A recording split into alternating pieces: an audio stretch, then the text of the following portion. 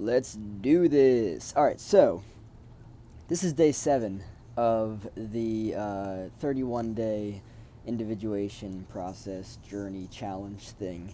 Kind of just going about it day by day and making sense of it all. Today's question is, of course, for the self to ask is, and yes, I have a hoodie on. It's getting chilly out here.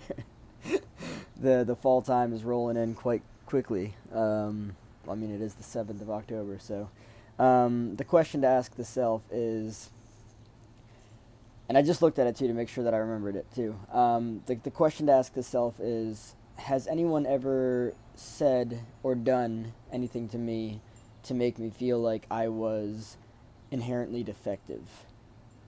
And do I still carry that with me? So, I read a book a while ago, probably around I would say 9 months to a year ago, something like that. And this book talked a lot about shame. It talked a lot about shame, and it talked a lot about. Sorry, I keep looking over there. There are sounds coming from inside. It talked a lot about shame, and it talked a lot about how childhood trauma fucks us up and leads us to believe that there's something inherently defective about us, or we just in general are inherently defective. For instance, right? Somebody, when you are maybe like a parent, right? When you're younger, they'll say to you, you'll never be good enough.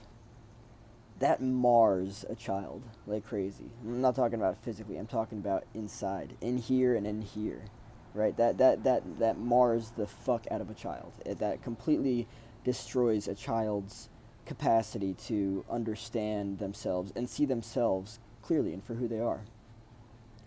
And so, you know,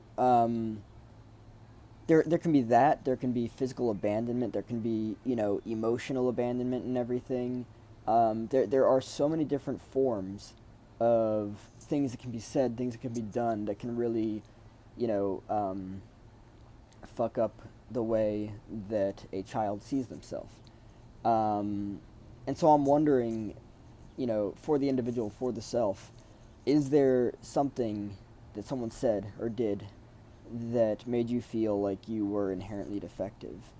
You don't have to say what it is, but think about if that's something that you still carry with you to this day, because I know that a lot of people that were instilled with ideas of low self-esteem when they were younger, they're still carrying that with them. And here's the thing to understand about low self-esteem, right? It came from somewhere. That's it. It's that simple. It came from somewhere. And that somewhere was not, the self. That somewhere was not within the self. Um, a lot of people, they look at all these different things that they think are wrong with them, and they're confused.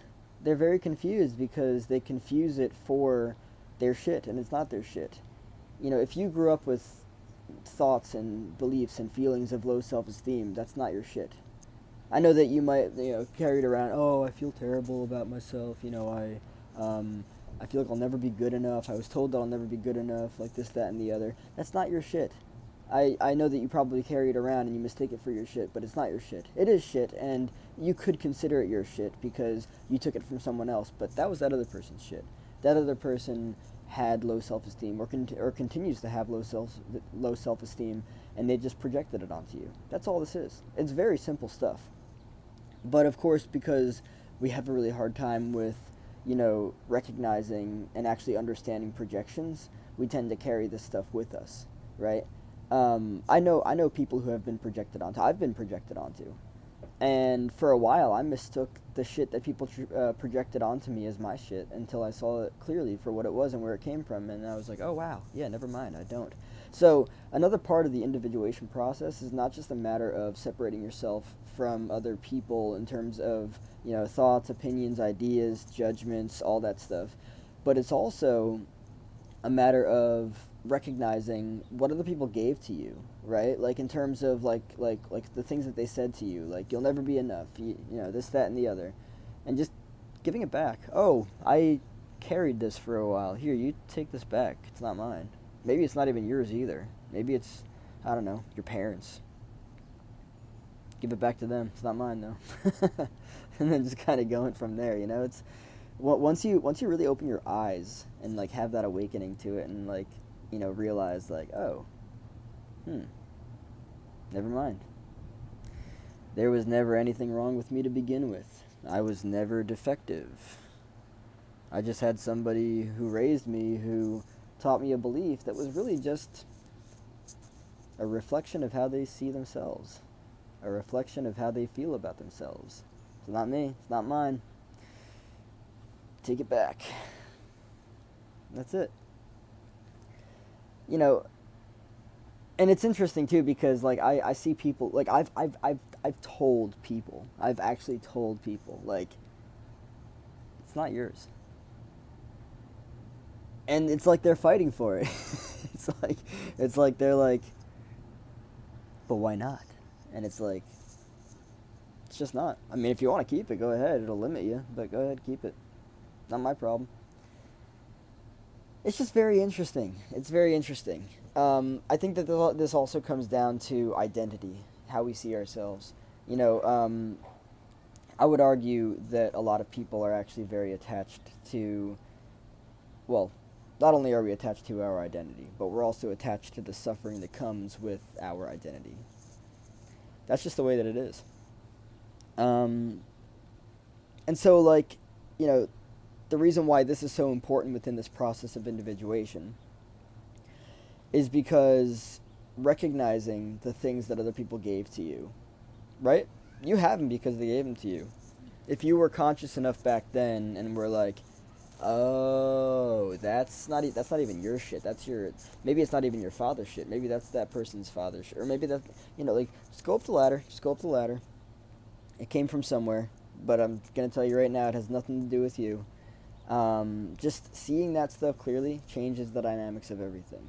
But there's a good chance that a lot of people out there were made out to feel inherently defective regarding something, probably coming from a parent or another, you know, authority figure. There's a crazy amount of light right here. This whole part of my face is completely blown out. Can't see any skin there, just light. That's crazy.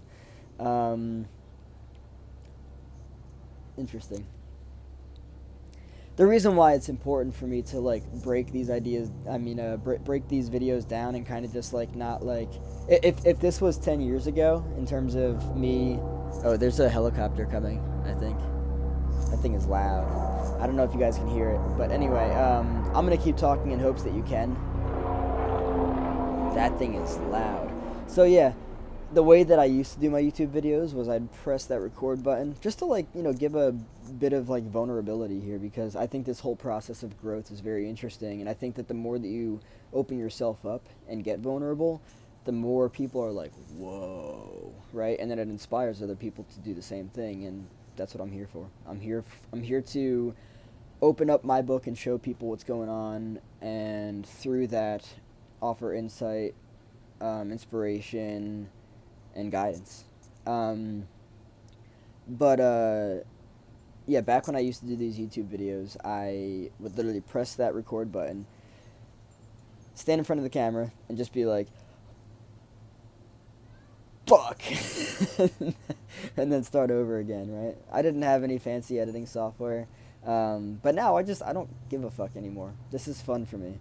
This is just a matter of being present and creating. Whatever comes in the moment is what's here, right?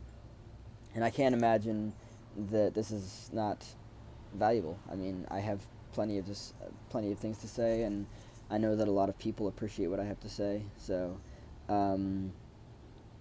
but yeah, I really want the audience here to, you know, dive into like the fabric of what I'm talking about.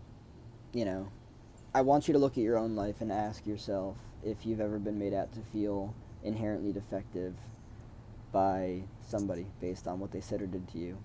Maybe they said that you'll never be good enough. Maybe they left you. Maybe they said they'd do something for or with you and they didn't. Emotional abandonment, right? And because at that age you can't tell the difference between up and down and right and wrong, you mistake what they've done for an issue about you, right? It has something to do with you.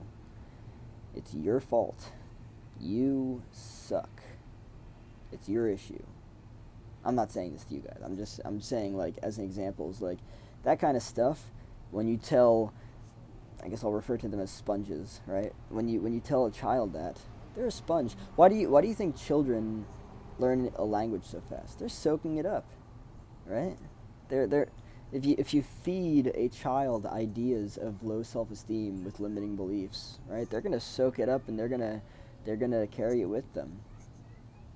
It's not theirs, and it's fucking sad that adults do this every day just because they feel like shit about themselves. It's sad. It's sad. I'm not gonna sit here and say it's not sad.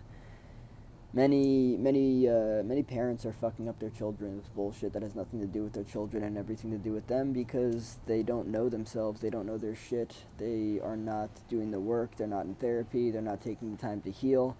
And because of that, they're projecting all of their shit onto these little ones that can't tell the difference. So that's what's happening. But yeah, ask yourself, was I ever told anything about myself, or did anyone ever did anyone ever say or do anything to me that made me feel inherently defective? And do I still carry that with me today?